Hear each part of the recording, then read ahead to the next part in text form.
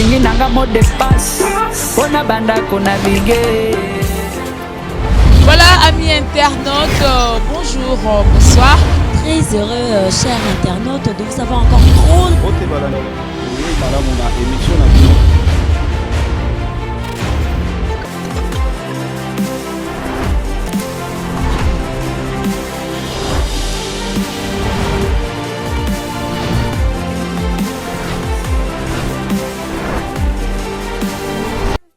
Reportage, Joël Lumbala et Emmanuel Godard. Gétou habite encore chez ses parents. À 30 ans, il n'a pas d'emploi fixe. Juste des petits boulots pour aider un peu la famille. Nous les jeunes, nous souffrons. Nous n'avons aucune occupation. Celui qui sera élu à la tête de ce pays devra créer des sociétés pour nous permettre de travailler. Si les jeunes travaillent dans les sociétés, ils seront en mesure de se prendre en charge et de s'occuper des membres de leur famille. Gétou a décidé de rejoindre les parlementaires debout de l'UDPS, le parti de Félix Tshisekedi, candidat à la présidentielle. Après une partie de foot avec ses frères, tous les jours, il retrouve les membres du parti. On est là pour débattre et tout un chacun donne son idée. Nous sommes là, du matin au soir, il y a le Parlement debout qui sont là. Et dans tout Kinshasa, et ce n'est pas seulement Kinshasa, dans toutes nos provinces. Au rond-point de Naga, ils chantent la démocratie et le progrès social. Ils ne jurent que par la victoire de leur champion et espèrent des lendemains meilleurs. Ils comptent se battre pour cela. Un combattant, c'est celui qui reste à l'écoute et à la quête des informations. Quand il dort, une de ses oreilles reste branchée sur les informations du pays. Quand il dort, un de ses yeux reste ouvert. Un combattant, ce n'est pas celui qui s'affiche simplement dans la rue, non. Notre attente, c'est quoi? Que ces élections se passent selon la volonté du peuple. Les parlementaires debout n'ont jamais été des voyous. C'est le gouvernement qui constitue cet état de voyous. Mais nous avons toujours été très déterminés. Mais cette fois-ci, qu'il pleuve ou qu'il neige, si ce n'est pas la volonté du peuple, ça sera en bonne ferme un déluge. Nous allons les accompagner partout jusqu'à la fin. Lors de son meeting à Matadi, dans la province du Congo central, Félix Tshisekedi a appelé ses militants à refuser les résultats des élections du 23 décembre si le candidat du pouvoir est proclamé vainqueur. Une femme a été tuée ce mardi en marge de manifestations contre la venue du candidat pro-Kabila Emmanuel Ramazani Shadari. Cela s'est passé à Chikapa dans le Kasaï. Au moins 7 personnes sont mortes dans ces violences préélectorales. La lutte contre la sécurité dans le pays est d'ailleurs l'un des sujets centraux de ce scrutin. C'est le thème de notre premier mag consacré à ces élections en République démocratique du Congo. Et c'est avec Dominique Chimbakala. Bienvenue à Kinshasa, nous sommes à 5 jours des élections. Ensemble, nous allons prendre le pouls de la capitale congolaise et tenter de comprendre les enjeux du scrutin. Aujourd'hui, on s'intéresse à l'insécurité. Depuis 20 ans, l'Est du pays est l'épicentre de plusieurs rébellions. Dans la région de Béni, dans le Nord Kivu, les massacres sont quasi quotidiens et les rebelles ougandais, les ADF, sont pointés du doigt. Alors c'est vrai, les actions conjointes des soldats de l'ONU avec l'armée nationale ont largement entamé leurs capacités. Malgré tout, les massacres continuent. Anthony Fouchard s'est rendu à 20 km de Béni, à Oicha, une ville devenue presque fantôme. Regardez son reportage. Vue du ciel, Oicha n'est plus qu'une succession de quartiers abandonnés et de rues désertiques. Rien qu'au mois de novembre, la ville a été attaquée 4 fois par des hommes armés. Ils ont laissé derrière eux plus d'une dizaine de cadavres et des maisons incendiées.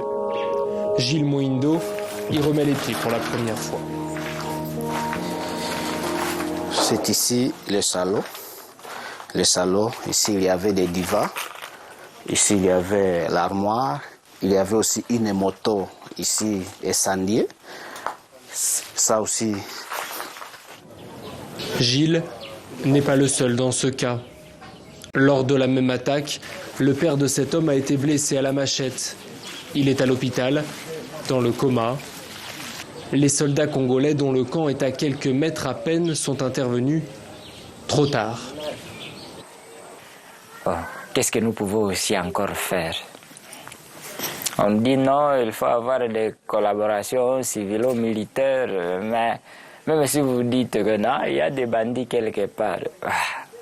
Ils comprennent et ils se taisent. Vous ne savez pas si... C'est ça le Congo. C'est ça le Congo. Au moins 30 000 personnes ont dû fuir à cause des attaques, des habitants fatigués de la violence et de la barbarie. C'est ici qu'on avait tué les taximens, peut-être vers ce côté. Pas une joie, quoi, canal. Vous voyez, les chapeaux qu'ils portaient. Si on fuit, on va vous crépitter par des coups de balle. Mais si on vous attrape comme ça par la main, on vous décapite par des machettes. Ça, c'est la stratégie. Ça, c'est la stratégie de ces ADF. Elles viennent non plus fuir si on a entouré votre maison. Il est difficile de fuir. Dans cette guerre, il y a ce qu'on appelle conquête de terre. Donc, ils veulent prendre la zone, ils veulent récupérer la zone. Alors, devant cette situation, nous disons que tout le monde ne peut pas fuir. À chaque fois qu'il y a des événements, nous avons le courage de revenir dans notre milieu pour protéger notre terre parce que nous sommes liés à notre terre. Nous n'avons pas où aller, nous devons mourir ici sur notre terre. S'il faut finir, on va finir ici. Mais nous avons grâce que nous aussi, Dieu va nous faire grâce pour que nous puissions faire face à cette atrocité. Ni les casques bleus de la MONUSCO, ni les soldats congolais n'ont pour l'instant été capables de mettre un terme à ces massacres. Engagés dans de vastes opérations militaires ces dernières semaines contre les rebelles ADF, les deux armées ont subi de lourdes pertes. Ces casques bleus de l'ONU sont présents en RDC depuis presque 20 ans, autour de 14 000 hommes, 1,5 milliard de budget. C'est la mission des Nations Unies la plus coûteuse. Malheureusement, ça n'a empêché ni la guerre, ni les massacres. Alors pourquoi? Comment? Eh bien, c'est la question qu'on va poser à Leïla Zerougui. C'est la nouvelle patronne de la MONUSCO depuis le 1er février. On y va.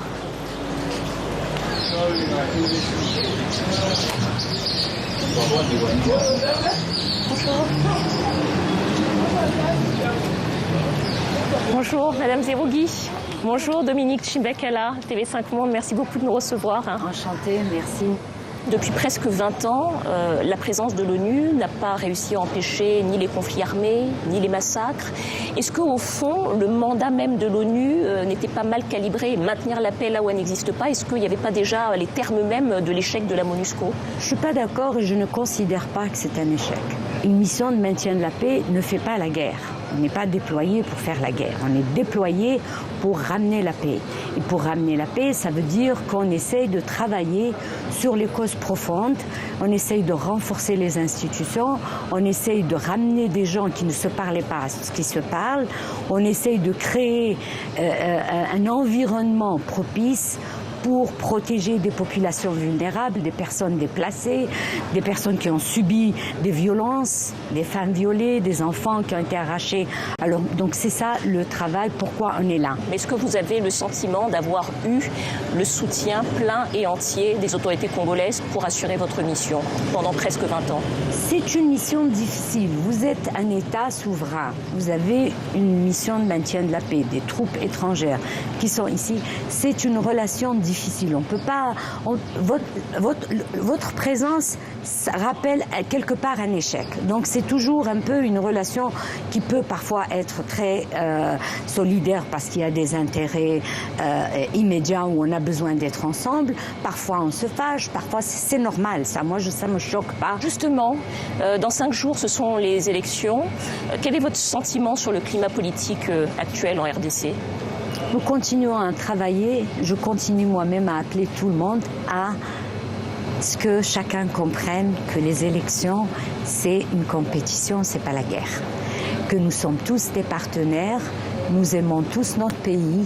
C'est comme ça, les parties prenantes sont des Congolais qui sont censés aimer leur pays, qui sont censés vouloir, chacun avec son projet, améliorer ce qui reste à améliorer ou ce qu'ils pensent n'a pas été fait. Mais à la fin, ils vont rester ensemble, ils vont vivre ensemble. Les populations qui les soutiennent, ils sont divisées. Donc je n'arrête pas de dire à tout le monde, c'est une compétition, c'est pas une guerre, c'est un match de football. À la fin, il y aura un vainqueur et un vaincu, mais vous rentrerez ensemble chez vous. Est-ce que vous êtes entendu? Je pense que oui.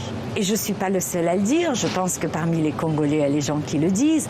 Je pense qu'on travaille ensemble. C'est très... Vous savez, une élection, c'est toujours...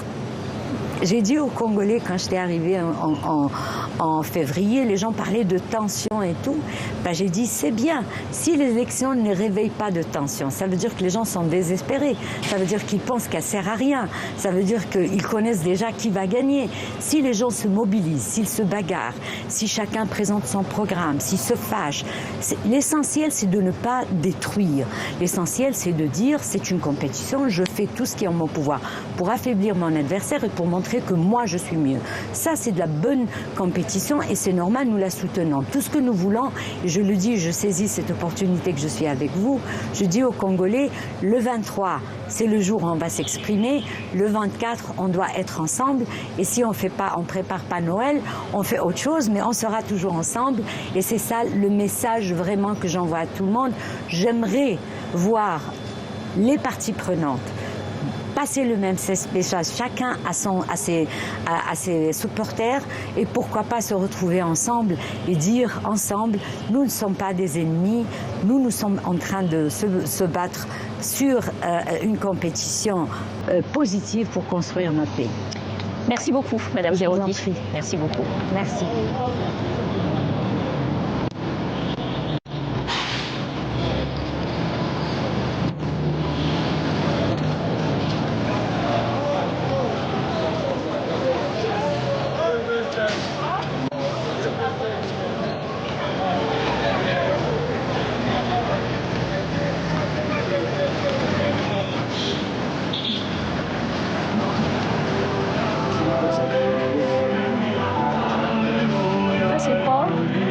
C'est le Superwatch, ça? Non.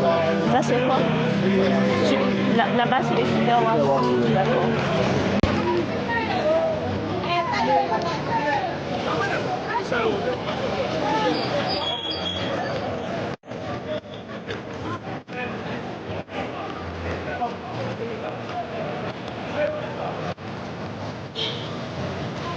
Dans une semaine, ce sera Noël, mais la perspective de cette fête très populaire ne parvient pas à faire tomber la tension préélectorale à Kinshasa, ni même à faire tomber le sentiment d'insécurité lié au Kuluna, des bandes violentes qui sévissent de plus en plus dans la capitale. Monsieur Ngoyi? Oui. Bonjour. Bonjour. Alors, ça s'est bien passé le match? Oui, très bien, donc, très bien. Gagné? Très bien dans le sens qu'il n'y a pas eu d'incident et tout ça. Bon, évidemment, il y a eu un gagnant. Vous organisez les championnats, vous, hein, c'est ça? Hein? Oui. Je supervise les matchs. Ouais. Comment dirais-je, en tant que commissaire, parce que chaque fois qu'il y a un match, il y a toujours un commissaire au match, parce que c'est nous qui devons relever toutes les fautes. Et après, là, vous rentrez à la maison. Mais vous passez toujours par ici le soir pour... Je passe toujours par ici. Ça, c'est la voie de sortie obligée. On passe toujours parce que de l'autre côté, on a fermé la grille. Ici, bon, on peut entrer, c'est vrai, mais généralement, nous passons par ici.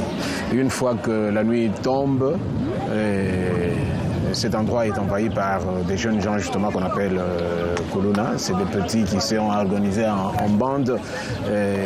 Ils passent, et quand tu vois quelqu'un, un individu qui est en train de circuler ou qui est seul, vous pouvez même être à deux, parce que généralement, ils sont organisés en bande de 5, 10 ou même plus. Ils peuvent vous sauter sur vous, ils vous agressent, ils vous prennent tout ce que vous avez. Comme j'ai un petit sac là, ils peuvent prendre, qui a de l'argent bien sûr, ils peuvent prendre, et puis après, bon, vraiment, si vous résistez, ils vous attaquent, ils ont toujours des machettes, des couteaux, des armes blanches. Oui. Ils sont très violents. Ah oui, ils sont vraiment violents. On va se dépêcher de sortir d'ici. Ah oui, absolument. Allez, absolument, la nuit est en train de tomber.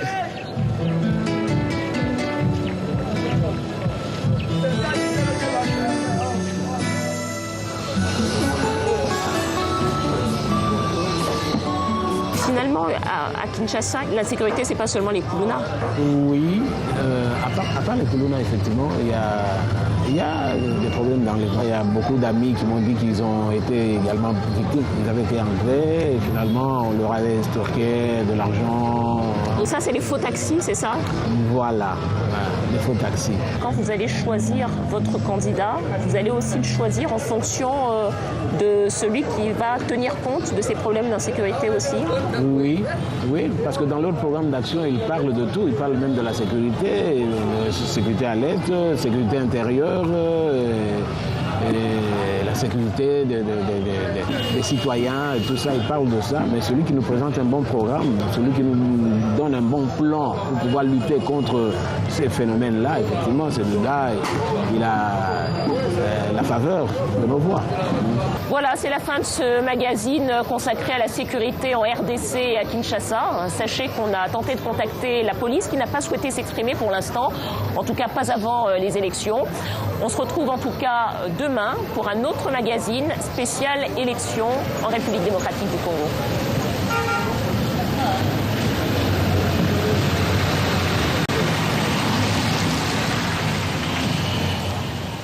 Nalingi nanga mot de passe, pona banda konaviguer. Voilà, amis internautes, bonjour, bonsoir. Très heureux, chers internautes, de vous avoir encore trop.